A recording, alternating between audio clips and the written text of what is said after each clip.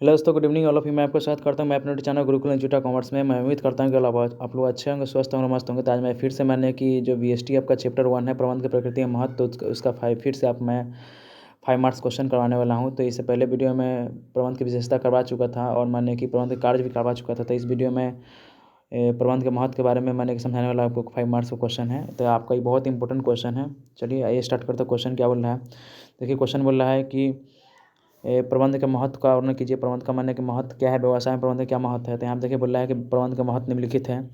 First point देखिए क्या बोल रहा है कि न्यूनतम प्रयत्नों के द्वारा अधिकतम परिणामों की प्राप्ति के लिए प्रबंध निर्धारित लक्ष्य एवं उद्देश्यों को प्राप्ति हेतु उत्पादन के विभिन्न साधनों में प्रभावपूर्ण मतलब माने कि अच्छे ढंग से माने कि समन्वय स्थापित करके और न्यूनतम प्रयासों से अधिकतम परिणामों की प्राप्ति को संभावना होता है। तो प्रबंध जो होता है माने कि हमेशा प्रयास करता है कि हम माने कम से कम प्रयास करके और माने कि अधिकतम से अधिकतम परिणाम प्राप्त कर सकें। चलिए दूसरा देखिए पॉइंट क्या बोल रहा है। दूसरा पॉइंट बोल रहा है कि निर्धारित लक्ष्यों को प्राप्त करने के लिए प्रबंध अपने विशिष्ट ज्ञान एवं अनुभव के आधार पर भावी घटनाओं का अनुमान लगाकर नियोजन एवं संगठन संरचना करके विभिन्न क्रियाओं में समन्वय स्थापित करके उपक्रम के जो पूर्व निर्धारित लक्ष्य होता है, जो उपक्रम मानने के पहले से मानने की जो लक्ष्य डिसाइड कर लेता है उसको मानने की प्राप्त करने में पूरा मानने की रोल निभाता है और महत्वपूर्ण योगदान निभाता है।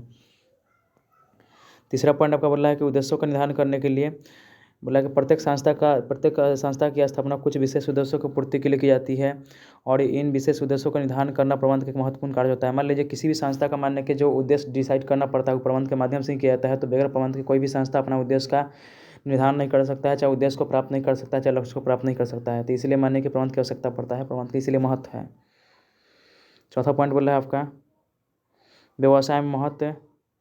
बोला है कि पीटर एक ड्रकर ने ठीक कहा है, प्रबंध प्रत्येक व्यवसाय का गतिशील एवं उज्जीवनी दायित्व तत्व है। उसके नेतृत्व के बिना उत्पादन के जो साधन है वो मान्य केवल साधन के साधन ही बन जाएंगे।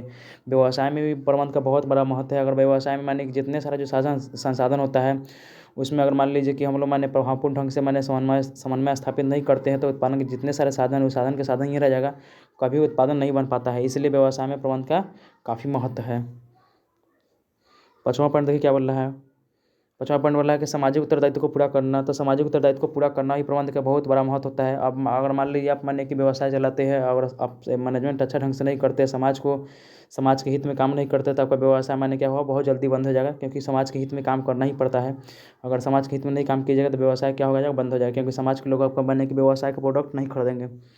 यहाँ बोला कि अगर वह समाज के हित में कार्य नहीं करता है तो व्यवसाय क्या हो सकता है, बंद हो सकता है। तो इसलिए सामाजिक उत्तरदायित्व को पूरा करना भी प्रबंध का बहुत बड़ा महत्व होता है। तो चलिए आज के लिए इतना ही। मैं उम्मीद करता हूँ कि ये सारे आपको मानने की टॉपिक समझ में आ गया होगा प्रबंध के महत्व के बारे में। और अगर मेरा वीडियो अच्छा लगा तो मेरे वीडियो को लाइक कीजिए और मेरे चैनल सब्सक्राइब कीजिए और वीडियो को दूसरे स्टूडेंट को भी शेयर कीजिए ताकि उनका भी अच्छे ढंग से रिवीजन हो सके और वो भी स्टूडेंट मानने की 2025 में कॉमर्स में हाईएस्ट मार्क्स ला सकें।